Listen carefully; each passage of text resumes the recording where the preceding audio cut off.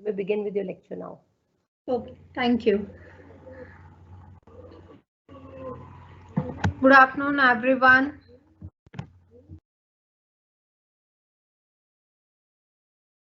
So in the last lecture, we were doing the separation price effect, substitution effect, and income effect in normal commodities.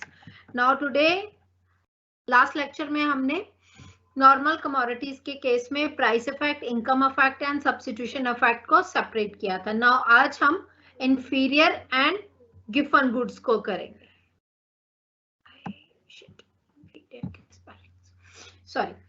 So today we will start with the inferior goods and the given goods, and इसी से ही आपको साथ में इन दोनों का difference भी पता लग जाएगा and quickly how we separate the effect ये भी पता लग जाएगा. इंफीरियर एंड गिवन गुड्स, थोड़ी सी एग्जांपल हम डिमांड जब हमने किया था तब हम कर चुके हैं. इंफीरियर एंड गिवन गुड्स जो है वो लो क्वालिटी प्रोडक्ट्स होती हैं. लो गिवन गुड्स जो है वो ज्यादा लो क्वालिटी प्रोडक्ट गुड्स होती है as compare to the inferior goods. So इन दोनों ही केस में जो है हमारा इनकम इफेक्ट जो है वो नेगेटिव होता है. Negative means as income increases that. अब आप so negative income effect means as income increases, now the demand for these goods declines. दोनों ही केस में as income increases, demand for these goods decline means income effect is negative. But what is the difference between these two? Inferior commodities के case में price effect जो है negative रहता है, जैसे कि हमारा नॉर्मल कमोडिटीज के केस में होता है. बट इसका जो मैग्नीट्यूड है ना वो थोड़ा सा अफेक्टेड रहेगा बिकॉज यहाँ पे इनकम इफेक्ट नेगेटिव होता है. और जो गिवन कमोडिटीज है उस केस में प्राइस इफेक्ट जो है वो सॉरी प्राइस इफेक्ट जो है वो पॉजिटिव हो जाता है. So that means the magnitude of income effect is higher in case of the given goods. दोनों नॉर्मल गुड्स हो, इंफीरियर हो या गिवन गुड्स हो, सारी गुड्स के केसेस में हमारा जो सब्स्टिट्यूशन इफेक्ट है ना वो हमेशा पॉजिटिव रहेगा. So that means we always try to substitute more and more commodities जिसकी प्राइस जो है डिक्लाइन हुई होगी. सो नाउ ये बिल्कुल लास्ट टाइप की डायग्राम है जो हमने लास्ट लेक्चर में किया था. This is the AB. AB is your original budget line. E is your original point of equilibrium. Let me take it red. E is your original point of equilibrium. ठीक है. So and जो consumer है, he is buying OQ quantity of a good X.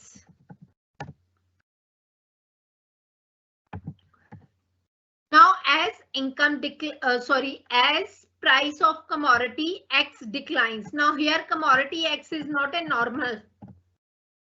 Here commodity X is inferior good and here we are having a given goods. मैं दोनों ही case साथ साथ ही explain कर दूंगी.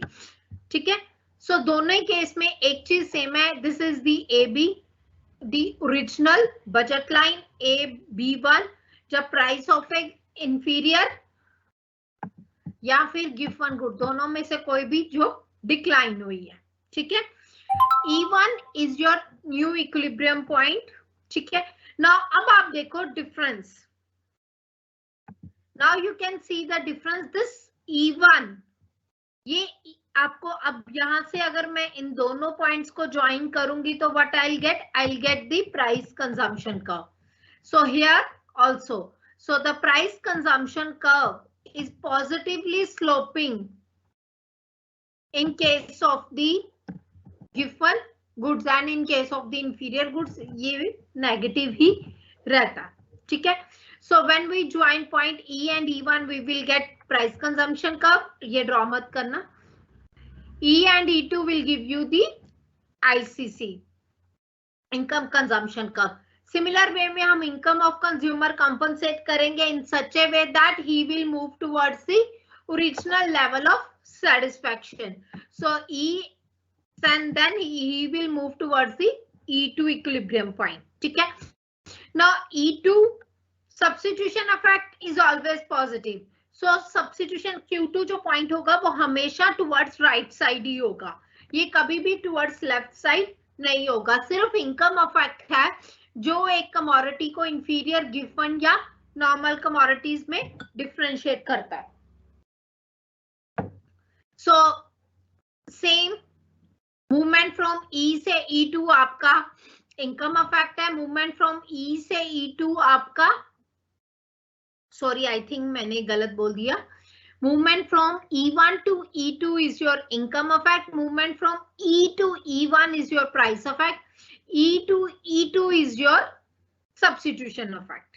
ठीक है, सेम विद दिस केस। अब यहाँ पे आप प्राइस इफेक्ट देखो, Q1 is your price affect, income effect is C. Now income effect is negative. अगर आपको नॉर्मल कमोडिटी का केस याद है, ये ड्रॉ मत करना, ये सिर्फ समझाने के लिए है। तो आपका इंडिफरेंस कब यहाँ पे था, अब यहाँ पे नहीं है, अब ये इन बिटवीन चला गया E और E2 के बीच में। So the income effect is negative, पीछे को चला गया, Q1 Q2 से Q1 की तरफ बैकवर्ड मूव किया। ठीक है, so there is a negative income effect but we are having a positive substitution effect, ये हमारा substitution effect है। now positive substitution effect is higher than negative income effect, so hence the price effect जो है हमारा normal commodities वाला ही रहेगा।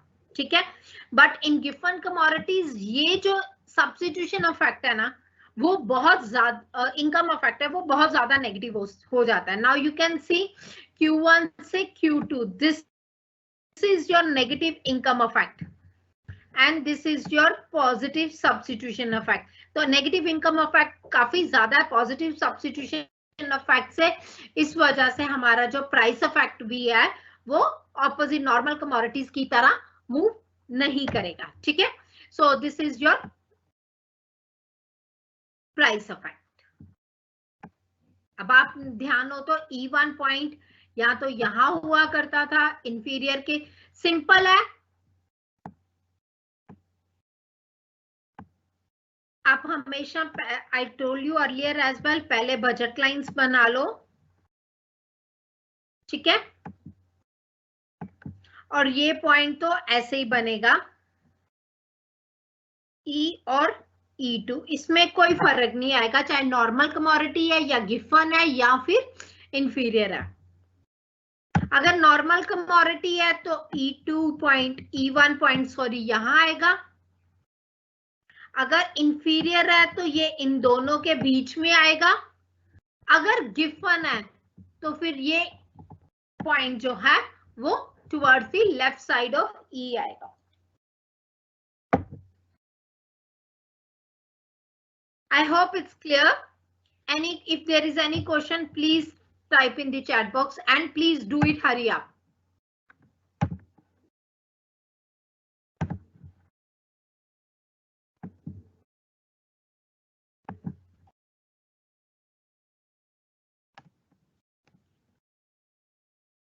Next, a derivation of demand curve from price consumption curve.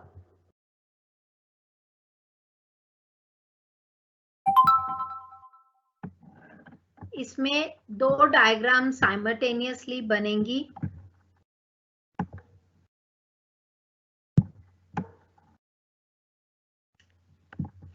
पहली diagram same price consumption curve वाली,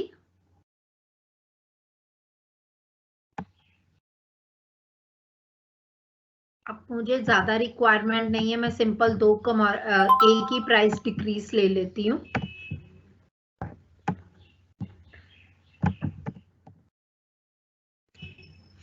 So this is my, sorry, यहाँ पे commodity Y, here commodity X, so यहाँ पे commodity X। ठीक है, इधर क्या आएगा मैं अभी बताती हूँ। पहले मैं जरा प्राइस कंजम्पशन कर्व बना. So here the one indifference curve. So this is my equilibrium point. आज थोड़ी सी डायग्राम अनटाइडी बनेगी तो please I apologize for this. ठीक है.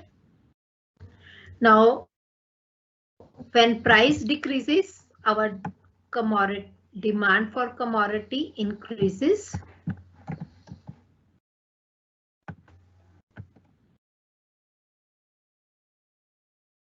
A new equilibrium at E1. So this is the new quantity. ठीक है. Now अगर आपको डिमांड कर्व याद हो तो डिमांड कर्व क्या था? Consumption, the combination of price and the quantity. ठीक है. तो क्वांटिटी तो हमें एक्स की पता है. तो प्राइस, लेट्स सपोज पहली प्राइस ये थी. ना ये मैंने, now price declines.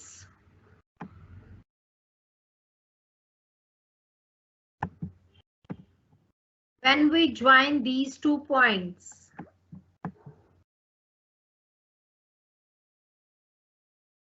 we'll get a curve जिसको हम क्या बोलेंगे? Demand curve.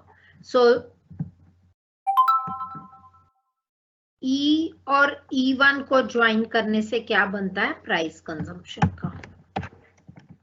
ठीक है.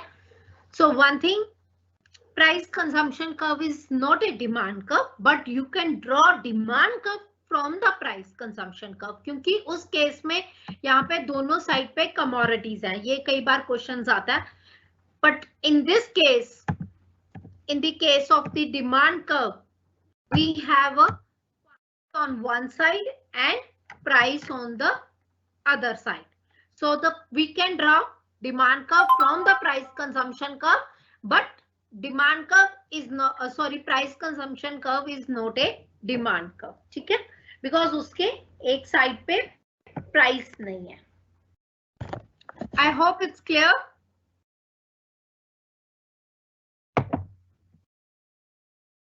Till now, is there any question, any query?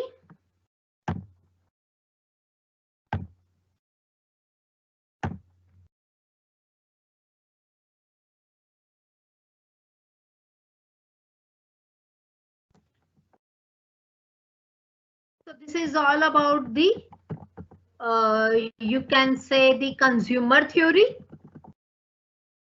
So now we will start with the production.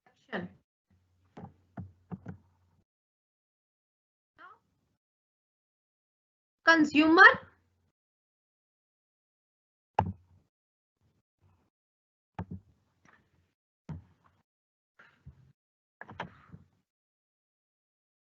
so consumer production is related with the producer, right? So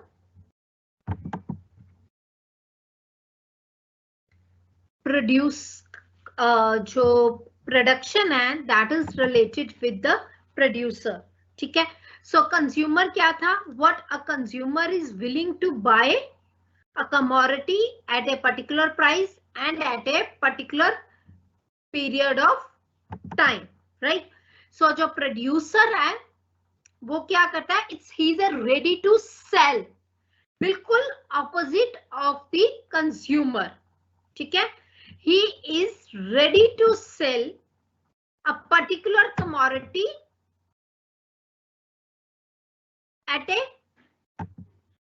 particular price and at a particular period of time. ठीक है. Two things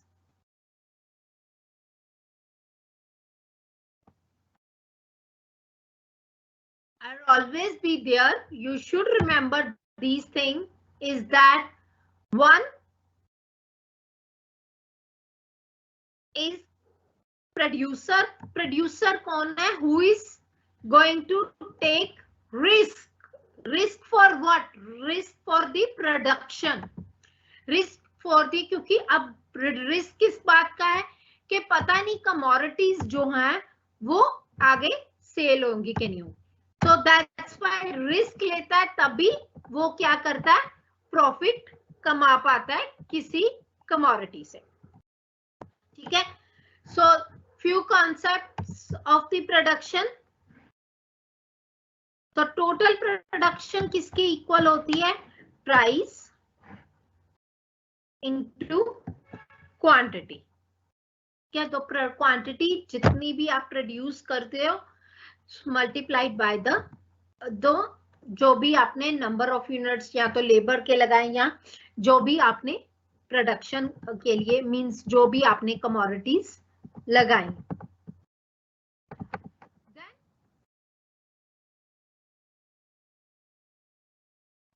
sorry मैंने question ही नहीं check किया.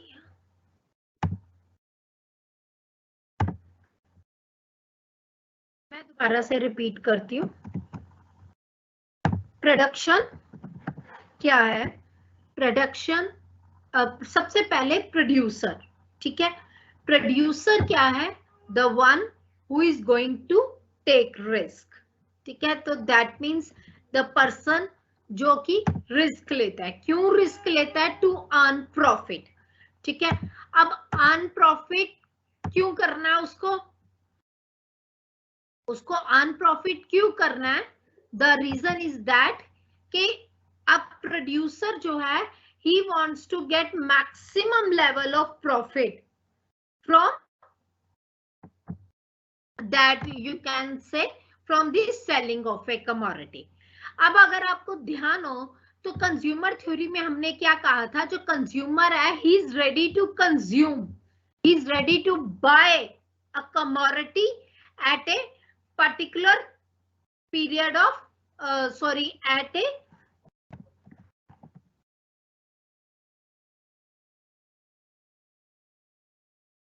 he is ready to buy a commodity at a particular price and a particular period of time. Similarly, producer क्या है, he is ready to sell. बिल्कुल consumer का opposite. अगर consumer ready to buy है तो exact opposite of the commodity.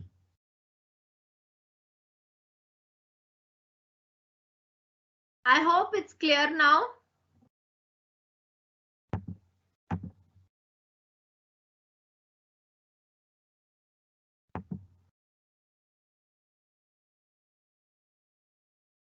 I hope it's clear.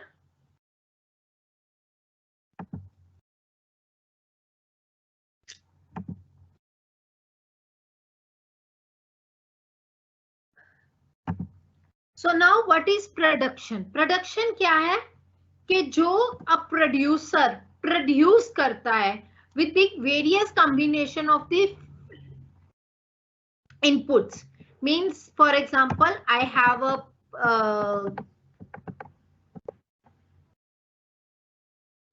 let's suppose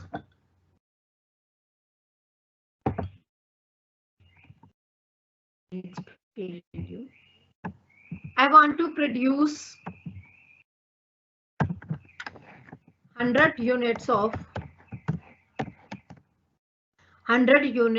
let's suppose a particular P. ठीक है.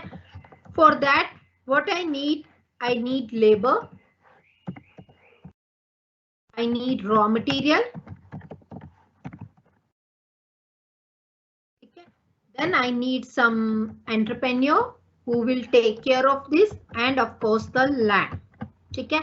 So that means output जो मैंने 100 units produce करने थे किसका function है, various inputs का. We are having a four major inputs right now, 4 factors of production: land, labor, capital and entrepreneur. ठीक है. So जो production can be expressed, production is a function of 4 factors of production: land, capital and entrepreneur. Now production can be done in the short run, as well as in the long run. Short run में हमारे कुछ factor fixed होते हैं, कुछ factor variable होते हैं. Whereas in the long run, all the factors of production are variable. Even we can shift the land as well. Fix factor होते हैं, फिक्स फैक्टर वो होते हैं जो फिक्स, जिनको हम चेंज नहीं कर सकते in a short duration. For example, let's suppose I can say that 100 square metre of land I am having. अब वो 100 ही रहेगी, ना तो 100 से ज्यादा होगी ना ही 100 से कम होगी. शॉर्ट रन में ये फिक्स फैक्टर्स ऑफ प्रोडक्शन की कुछ एग्जांपल हैं हमारे पास.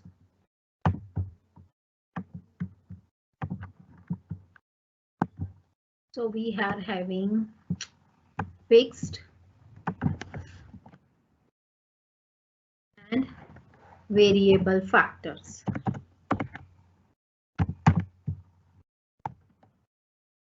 Fixed factors की कुछ examples हैं. Salaries of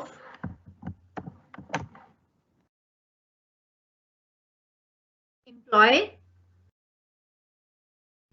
वेरिएबल फैक्टर की एग्जांपल है salary of temporary employees. Temporary employees को जैसे हम निकाल देते हैं अगर प्रोडक्शन ना हो. So for example rent and till the time मैं आप सबके से एक रिक्वेस्ट भी करूंगी, मुझे कोई प्रैक्टिकल एग्जांपल्स फिक्स्ड और वेरिएबल फैक्टर्स की प्लीज बताओ. ठीक है, till the time now rent can be in a fixed factor. अब अगर हम इलेक्ट्रिसिटी बिल कह रहे हैं, इलेक्ट्रिसिटी बिल के is in the both variable side as well as in the fixed side, because fixed bill means एक level, एक rent की तरह आपको एक लेवल पे you have to pay a bill. Otherwise कुछ पर्टिकुलर रेंट होता है जो मीटर चार्जेस होते हैं, वो आपको पे करना है वेदर आपने कंजम्पशन की है या नहीं की. सो दैट मींस जो फिक्स फैक्टर्स हैं, द फिक्स फैक्टर, जो भी फिक्स फैक्टर की वैल्यू है या कॉस्ट है, दैट रिमेन्स सेम कोई भी लेवल ऑफ प्रोडक्शन हो, whatever may be the level of production. ठीक है, even fixed factors are positive even if output is equals to 0. Means for example,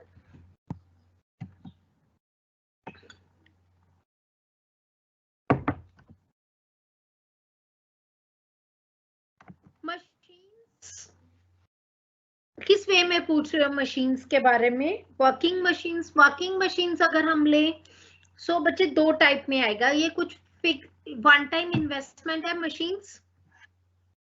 ठीक है, this is the capital one time investment. So ये एक तरह से आपकी वेरिएबल फैक्टर में आती है. ठीक है, क्योंकि अगर आप उसको वन टाइम अगर जितना यूज करोगे आपकी मींस जितना आप उसको मशीन्स को यूज करते जाओगे, यू हैव टू पे depreciation charges and other charges, तो वो क्या हो जाएगी, फ्लेक्सिबल में चली जाएगी, वेरिएबल फैक्टर्स ऑफ प्रोडक्शन में चले जाएगी. सो आप मशीन को यूज करो या ना करो, इन दैट केस जो आपने वन टाइम इन्वेस्टमेंट कर दी दैट यू हैव टू पे, वो आपका फिक्स में चला गया. बट आप इसको बार बार नहीं कर रहे हो, right? So whatever the level of production may be, you have to pay it. जो भी है, चाहे उससे आप एक प्रोड्यूस कर रहे हो, 10 प्रोड्यूस कर रहे हो, या बिल्कुल बंद पड़ी है, बट आपको उसकी पे करनी पड़ी वैल्यू. जिस चीज की मुझे वैल्यू पे करनी पड़ी है, चाहे उसकी आउटपुट 0 भी है, वो क्या हो गया, मेरा फिक्स फैक्टर, जिसकी मैं आउटपुट पे डिपेंड करता है, जो फैक्टर मेरा आउटपुट पे डिपेंड करता है. एज ए एग्जाम्पल मैं आपको एक डायग्राम से समझा देती हूँ। फिक्स फैक्टर, ये मेरा यहाँ पे मेरा आउटपुट है। Here I am having fixed factor. See whatever the output may be, ये मेरी अमाउंट फिक्स है, ठीक है। बट अगर if I am saying the variable factor will start from the zero. वैसे इसकी एग्जैक्ट शेप ये नहीं है, दूसरी है, मैं आपको बताती हूँ अभी। बट द फिक्स फैक्टर जो है, this is my variable factor. जैसे जैसे आउटपुट इंक्रीज होती जा रही है, मेरा वेरिएबल फैक्टर इंक्रीज होता जा। ना एग्जांपल एक और बता, आई थिंक यस, इन्वेस्टमेंट है, वे इंड्यूस इन्वेस्टमेंट बोलते हैं हम उसको। फिक्स्ड इन्वेस्टमेंट मींस आप फिक्स्ड इन्वेस्टमेंट भी कह सकते हो, बट इंड्यूस इन्वेस्टमेंट हम बोलते हैं इन इकोनॉमिक टर्म्स। मैक्रो में आप जाके ये चीज करोगे, induce investment and autonomous investment बोलते हैं, इंड्यूस्ड नहीं बोलते। इंड्यूस तो आउटपुट के साथ चेंज होती है। Sorry my bad. एग्जांपल देती हूँ। लॉकडाउन में आपका जो परमानेंट, आप में से कुछ के पेरेंट्स जॉब करते होंगे, कुछ के बिजनेस करते होंगे। अब if you can think about that period, घर पे भी बैठे हो, अगर आपके पास वो सैलरी आ रही थी, फॉर एग्जांपल कोई परमानेंट एम्प्लॉय है, कोई गवर्नमेंट एम्प्लॉय है, उनकी कुछ सैलरी आ रही थी, तो that means that is a fixed investment, fixed factor, ठीक है। That is the cost of the fixed factor. But अगर जिनकी कुछ की जैसे सैलरी नहीं आ रही थी फॉर एग्जांपल, तो वो क्या है, वो वेरिएबल फैक्टर की है। अब फॉर एग्जांपल एक और एग्जांपल देते हैं। आप आपके घर में कार है, दैट वैसे तो कार इन्वेस्टमेंट में चला जाता है, कार है। So this is not in the production process, और वो इन्वेस्टमेंट में है। But I am just giving you an example of that. So if you are not running that, if you are running that, petrol डलवा रहे हो, diesel डलवा रहे हो, तो then it's your cost is increasing day by day, ठीक है। So that comes in the variable, जितना आप उसमें पेट्रोल डलवा रहे हो उतना वेरिएबिलिटी आ गई। But if you are not laying, तो आपकी कार खड़ी भी है, आप उसमें कुछ नहीं कर रहे हो, बट यू हैव टू पे the insurance charges, so that is called something like fixed investment. I hope it's clear now.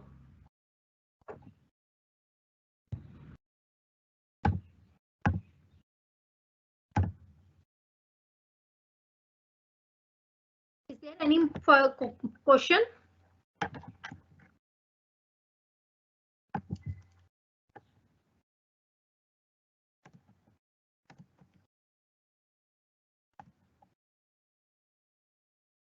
In the short run, we know that there are some fixed factors of production.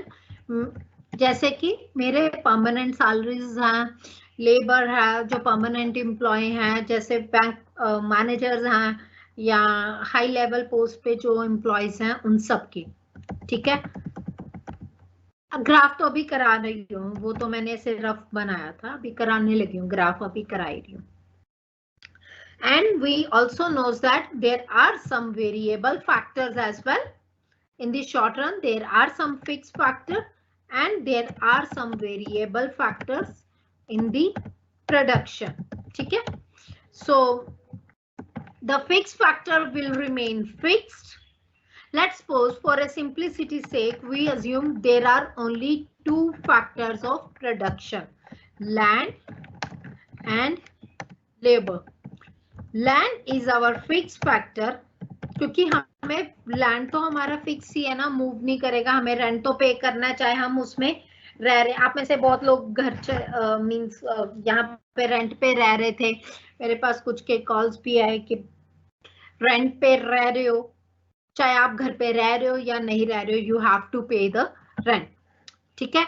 And the labour is our variable factor. So now here output is a function of कौन सा factor? Variable factor, that is the labor and land,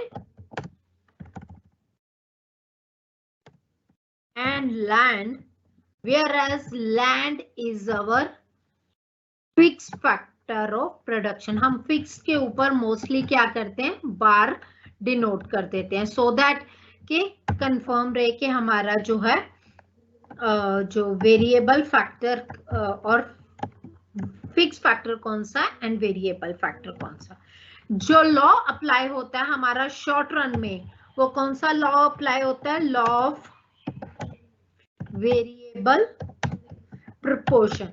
now variable proportion में अब, और we used to call it as a law of diminishing returns as well. Diminishing ठीक है. Now this law states that, ध्यान से सुनना, there are some factors, कुछ factors fix हैं, कुछ factors variable हैं. उस केस में हमारा law of variable proportion apply होता है in the short run, क्योंकि short run में ही हमारा law कुछ factor fix है, कुछ variable है. In the long run we have all the factors of production as variable. ठीक है. So this is just a brief introduction about the short run production function, जिसमें कौन सा लॉ अप्लाई होता है? Law of variable proportion. ठीक है. कुछ कॉन्सेप्ट्स हैं हमने करने हैं. मैं आपको, if you remember one thing, अगर मैंने आपको याद है, मैंने आपको बताया था कि टोटल, मार्जिनल और एवरेज का मतलब हर जगह वही रहेगा. ठीक है. सो जितनी भी हम यूनिट्स ऑफ टोटल प्रोडक्शन कैसे फाइंड, मार्जिनल प्रोडक्शन क्या है? Marginal production which is change in production, that is total production, total production of n unit minus TP of total production of n minus 1 unit. ठीक है. और अगर हम इसको differentiation में लेते हैं, चलो डिफरेंशिएशन में आप कंफ्यूज ना हो जाओ, मैं नहीं ले रही हूँ. एवरेज प्रोडक्शन किसकी इक्वल होती है? Total production divided by the output. Total production किसकी इक्वल थी? P into Q divided by Q. So this average production is nothing but your price of the commodity. ठीक है.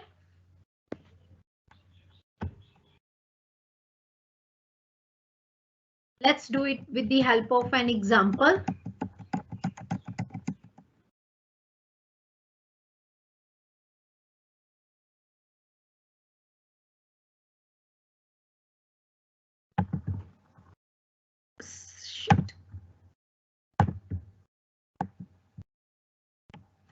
Let's do it with the help of an example.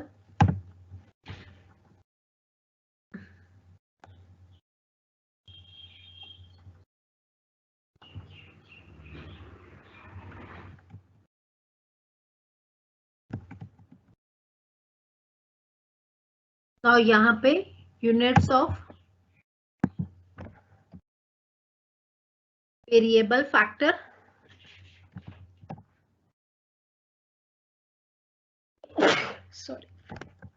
the fixed factor remains same.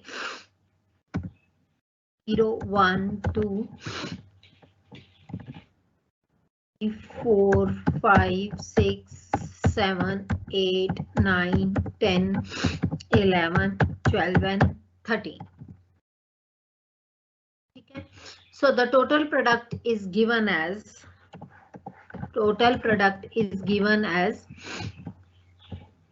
0 when variable factor is 0, 15,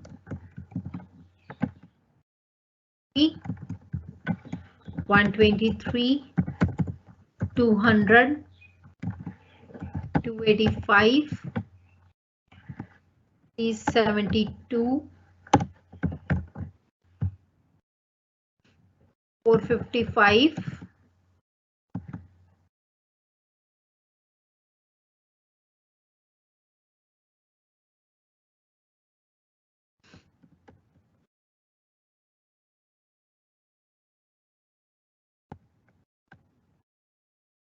have a look. Initially, total production increases at a increasing rate. यहां तक ये आपने लिखना नहीं है, बस आप समझो.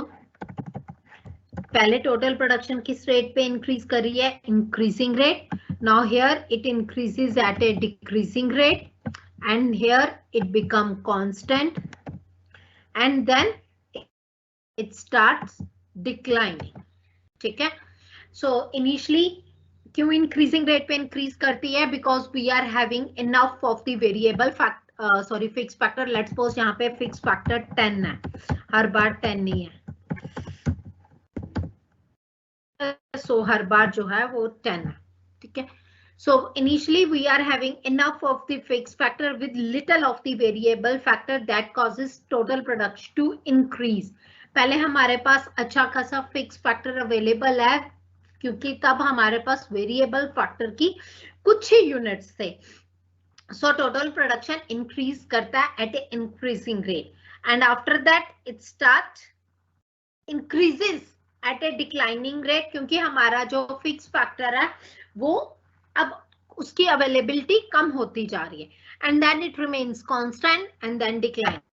एग्जांपल लेते हैं.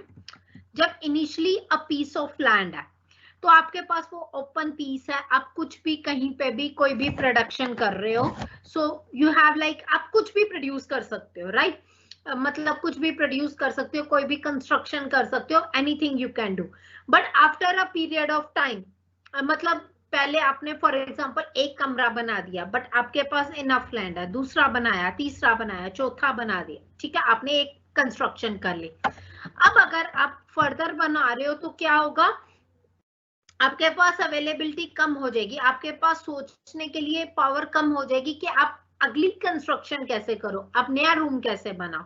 ठीक है. उसके बाद एक क्या होगा कि फर्स्ट आपके ग्राउंड फ्लोर आपका पूरा मेंटेन हो गया. ना यू कांट आप उस पे और भी और कंस्ट्रक्शन नहीं कर सकते, और करनी है then you have to go to the first floor. तो फर्स्ट फ्लोर जाने का मतलब क्या हुआ? Total production start increases but at a declining rate. Sorry, then total production start declining. The curve is first increases. मैं यहाँ पे curve भी बनाती हूँ. Total production starts from zero. First increases at a increases rate, then increases at a declining rate, and then it starts declining क्योंकि उसके बाद हम ओवर यूज कर रहे हैं अपने फिक्स फैक्टर का. ठीक है. Now let's find out the marginal production.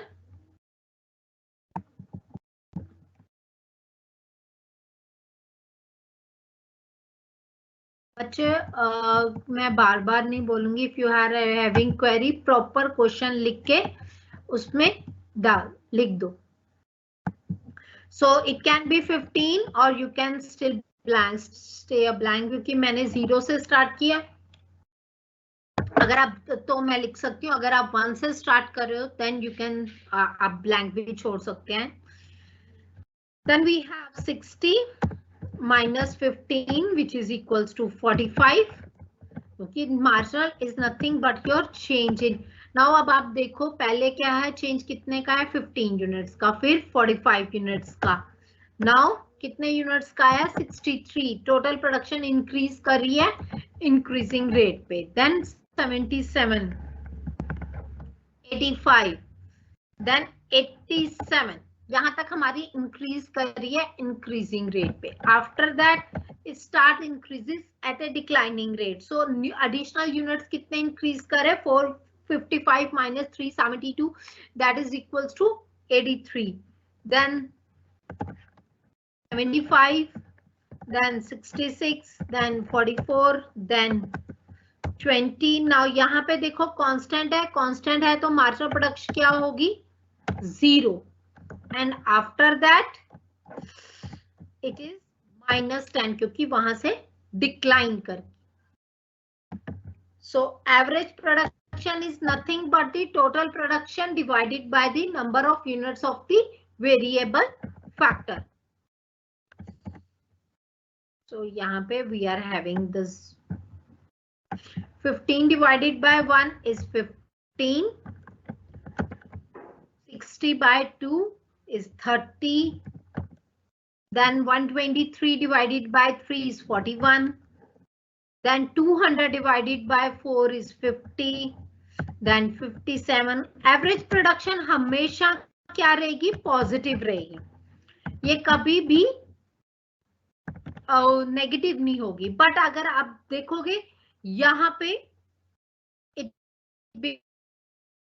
Becomes to marginal and दोनों एक पॉइंट पे इक्वल होती हैं. After that average production start declining, marginal production तो डिक्लाइन. सी यहाँ पे एवरेज प्रोडक्शन मार्जिनल तो यहीं से डिक्लाइन कर रही है, यहाँ से 87 के बाद से यहाँ से marginal production start declining. Average production कहां से डिक्लाइन कर रही है, यहां से. ठीक है, ये पॉइंट पे मार्जिनल प्रोडक्शन और एवरेज प्रोडक्शन जो है वो क्या थे, कांस्टेंट सेम थे. ठीक है, अब मैं क्या करूंगी, आप सिंगल में भी बना सकते हो but I am making 2 diagrams. यहाँ पे वेरिएबल फैक्टर कौन सा हमने लिया हुआ है, labour, sorry quantity of the variable factor. So यहाँ पे total product. So here I am having AP and MP, again the quantity of the variable factor, that is the labor. So here total production is maximum. जहां पे total production maximum है तो वहां पे marginal production क्या है, 0. और जहां पे total production increases at a declining rate तो वहां पे marginal production क्या होती है, डिक्लाइन करना शुरू कर देती है. ठीक है, so this is the marginal production curve. It increases at an increases rate and then start declining and then it become negative. Negative कहाँ होती है, जहां पे टोटल प्रोडक्शन डिक्लाइन करना शुरू कर देती है. And if I draw the average production curve, so this is my average production. जहां पे एवरेज प्रोडक्शन मैक्सिमम है वहीं पे एवरेज और मार्जिनल प्रोडक्शन जो है वो इक्वल है. ठीक है, तो मार्जिनल प्रोडक्शन डिक्लाइन करती. See what is the relationship between this two, जब टोटल प्रोडक्शन इंक्रीजिंग रेट पे इंक्रीज कर रही है, in that case marginal production increases and average production also increases. जब टोटल प्रोडक्शन इंक्रीज कर रही है किस रेट पे, at the declining rate, in that case जो मार्जिनल प्रोडक्शन है, marginal production start declines and average production जो है वो पहले तो थोड़ा सा इंक्रीज करती है but after that also it start declining. तो मैक्सिमम के बाद दोनों डिक्लाइन हो जाते हैं. So at the maximum point of average production AP is equals to MP. यहाँ पे मैक्सिमम पॉइंट है ना एवरेज प्रोडक्शन का, ये रहा. तो यहाँ पे AP is equals to MP है. ठीक है, when TP declines TP reaches its maximum, TP maximum है, तो what it happens, then MP is equals to 0, decline कर रही है, उसके बाद AP सिर्फ डिक्लाइन करती है एंड रिमेन्स पॉजिटिव.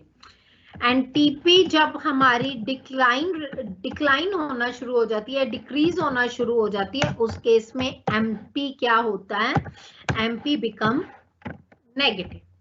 ठीक है, so this is the relationship between these two curve. Mostly एक question can be asked that what is the relationship between total production, marginal production and the average production. ठीक है, सो आप इसकी explanation दे सकते. Now coming towards the law of variable proportion. Law of variable proportion have 3 stages, जिससे हम बता सकते हैं कि ideal stage of production कौन सी है.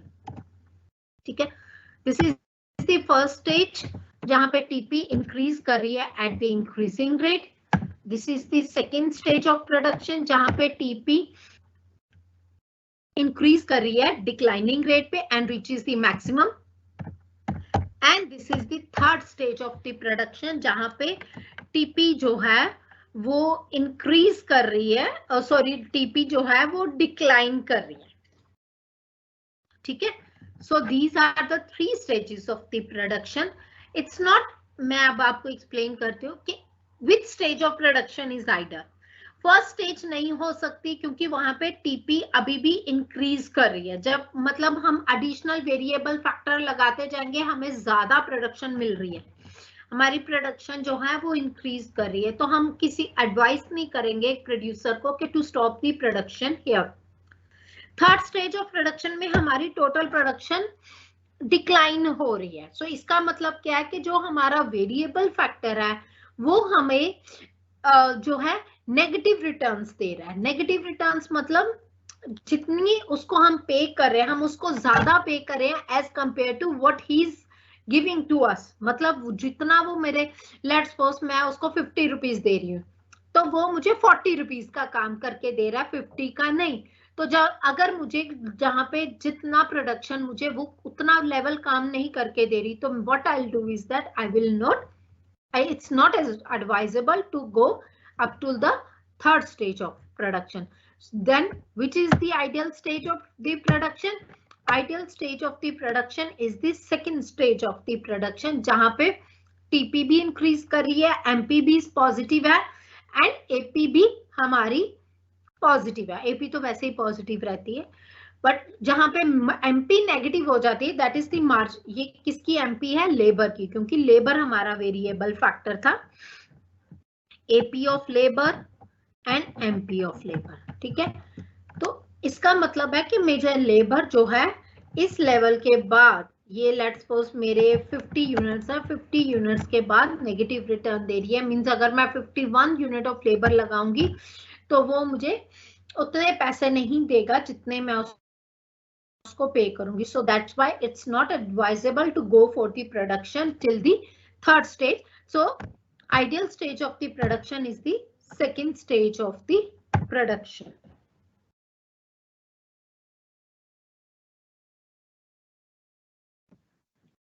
Any question, any query regarding the law of variable proportion? मैं इसको थोड़ा सा रिपीट कर देती हूँ आपकी अंडरस्टैंडिंग के लिए. Law of variable proportion applies in the short run, जहां पे कुछ फैक्टर फिक्स होंगे, कुछ फैक्टर वेरिएबल होंगे. जो फिक्स फैक्टर्स होंगे, हम यहाँ पे हमें फॉर सिंप्लिसिटी सिर्फ 2 ही फैक्टर अज्यूम करें, 1 फिक्स 1 वेरिएबल. ठीक है, सो जो फिक्स फैक्टर है वो फिक्स इन सप्लाई है, उसमें हम कुछ चेंज नहीं कर सकते. जो वेरिएबल फैक्टर है, जितनी जितनी आउटपुट इंक्रीज होती जाती है, हमारी variable output increase, variable factor increase होता है. ओके, सो मार्जिनल प्रोडक्शन क्या होता है? Change in the total production. Average क्या होता है? Total production divided by the number of units of the variable factor. ठीक है, सो द टोटल प्रोडक्शन जो स्टार्टिंग फेजेस में इंक्रीज करती है at a increasing rate, then increase करती है at a declining rate, constant, and then starts declining. ठीक है, MP and AP both are inverted U shape. पहले इंक्रीज करते हैं, then start declining. But MP जो है जीरो हो जाती है जहां पे टोटल प्रोडक्शन मैक्सिमम होती है, एंड एमपी बिकम्स नेगेटिव जहां पे टोटल प्रोडक्शन स्टार्ट करती है declining, where as AP will remain positive.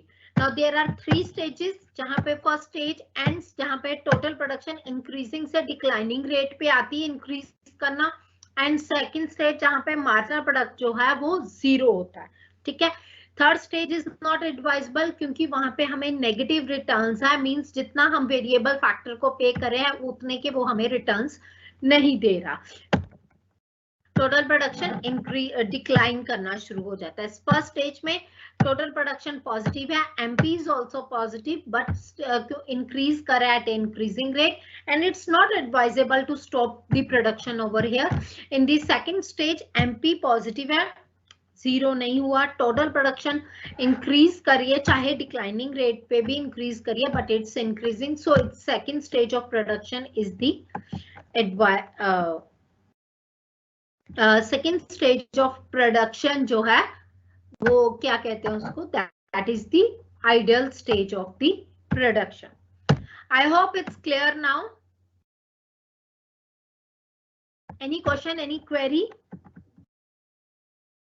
Which writer book is for the study? बच्चे ये मैं बहुत बार बता चुकी हूँ, मैंने कुछ बुक्स आपको शेयर भी कर चुकी हूँ, ई बुक्स, और आप स्टडी मटेरियल अपनी SOL की वेबसाइट से भी डाउनलोड कर सकते हो. उसके अलावा टीआर जैन, दीपाशरी, आप कोई भी बुक ले सकते हो. Any other question?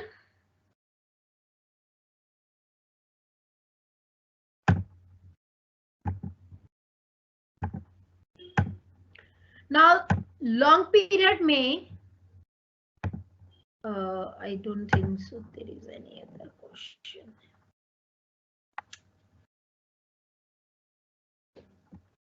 No questions. So now I'm just giving you a brief introduction about the long period production function. So long period में बाकी हम next class में करेंगे. लॉन्ग पीरियड प्रोडक्शन फंक्शन या लॉन्ग पीरियड में हमारे पास सारे फैक्टर्स जो हैं वेरिएबल हैं. All the factors are variable, so there is no fix factor production. ठीक है. So in this case, so that means the scale of production can be shift from one side to another. Even आप पूरा का पूरा अपना production unit shift कर सकते हो from one place to another place. ठीक है. मतलब आप अपनी इंडस्ट्री शिफ्ट कर सकते हो लॉन्ग पीरियड में. So all the factors, even the land can be the variable factor, right? So all the factors are variable. So here that's the scale of production can be change. So here जो law apply होता है वो है returns to scale. ठीक है. In the long isoquant याद है ना सबको? Sorry indifference curve. Indifference curve अभी क्या है? It's a combination of two factors of production which gives a producer same level of which gives the consumer same level of satisfaction, right? Similarly isoquant क्या है? Consumer का bill producer का, consumer का opposite क्या है? Producer. तो indifference curve का opposite क्या है? आइसोक्वेंट. सो यहाँ पे क्या अप्लाई होते हैं हमारे आइसोक्वेंट्स. ठीक है. आइसोक्वेंट्स क्या है? The combination of to commodities था. ठीक है. So the combination of two factors of production which gives same level of production. वहां पे सेटिस्फैक्शन था, यहाँ पे प्रोडक्शन आ गया. सेम लेवल ऑफ प्रोडक्शन वहां पे क्या था? To the consumer. यहाँ पे क्या आ गया? To the producer. जस्ट बिल्कुल उसका ऑपोजिट. इंडिफरेंस कर्व का ऑपोजिट क्या है? आइसोक्वेंट. ठीक है.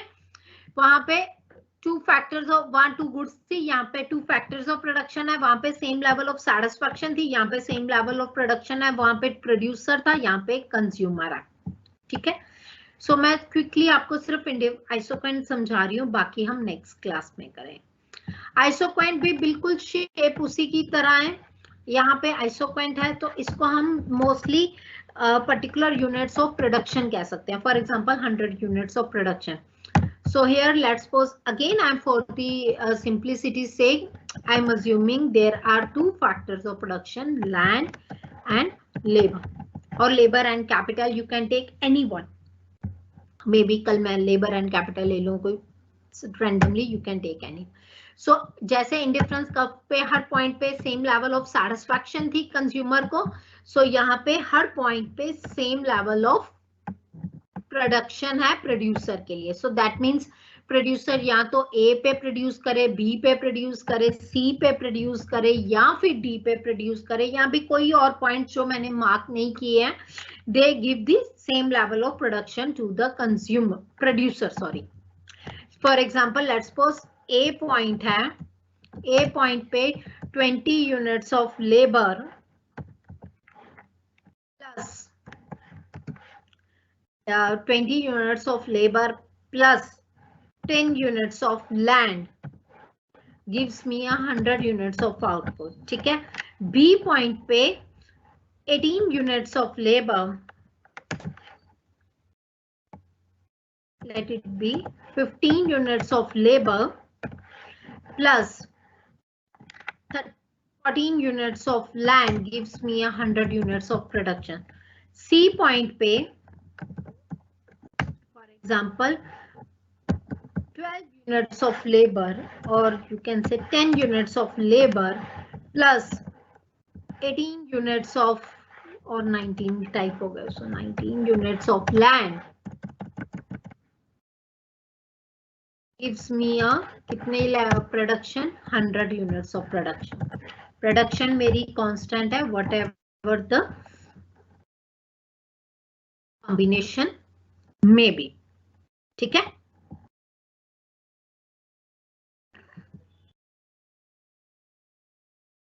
So प्रॉपर्टीज इसकी वही हैं.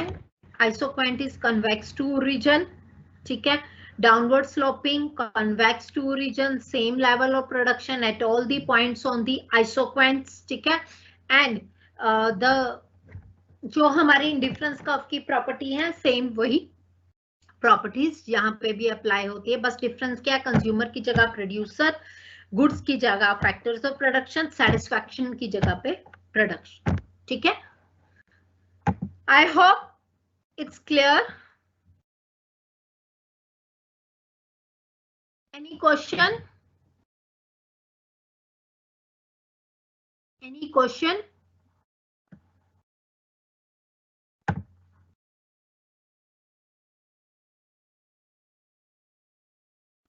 Okay guys, then take care, have a nice day. I think 2 या 3 classes we are left with the 2 or 3 more classes. So I just suggest you one thing, आप revision start करना शुरू कर दो, so that के हम अगर कोई issue हो तो we can take up in the class.